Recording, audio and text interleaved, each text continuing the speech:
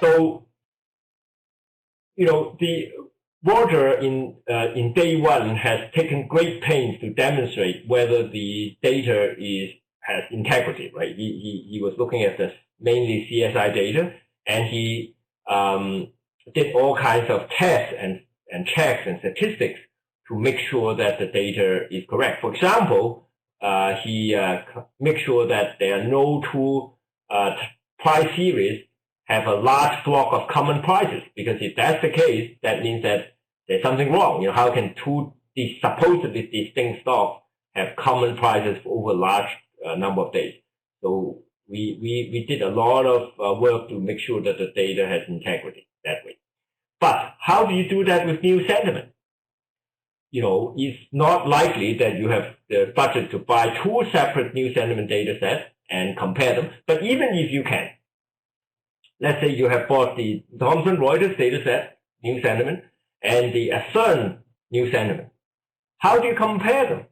Just because Ascern said that this is highly a good sentiment and Reuters said it's the bad sentiment doesn't mean that one of them is wrong, because everybody has their own algorithm to determine sentiment.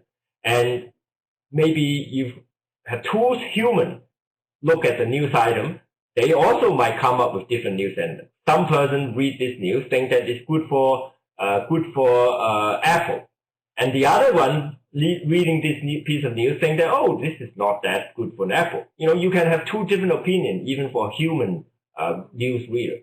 So it's not possible just by comparison to decide which data set is correct or wrong. So how do you check the integrity of an alternative, in this particular case, a new sentiment data set? Well, one way we come up with is to look for structural breaks in the time series statistics of the data of the futures.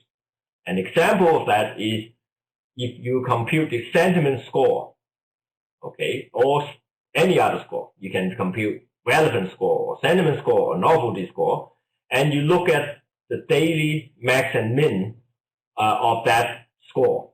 Okay, you aggregate it based on the day, and you look at the maximum and the minimum of that day, and you plot this max and min over time and see if they make sense.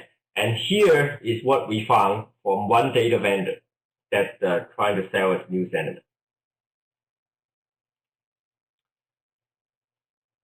Up until the year of 2015, the max and min of the daily article sentiment is -1 to, the min and max is -1 to 1. Sounds reasonable. Then all of a sudden, in 2015, they switch. The max and min suddenly dropped. And they no longer constant, they fluctuate. So clearly something is wrong. It cannot be because of the data itself. It must be because of their scoring method. So here is an example of a structural break and indicate that this data does not have integrity. We went back to the data vendor and we showed them this chart, and they were all apologetic and say, oh yeah, sure, we're going to fix it. But,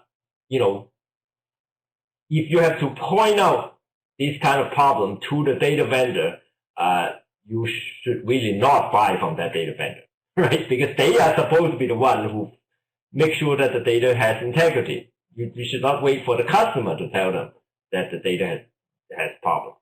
So here's another example, is another measure called impact score, how important this news is, how likely it's going to impact the price of the security.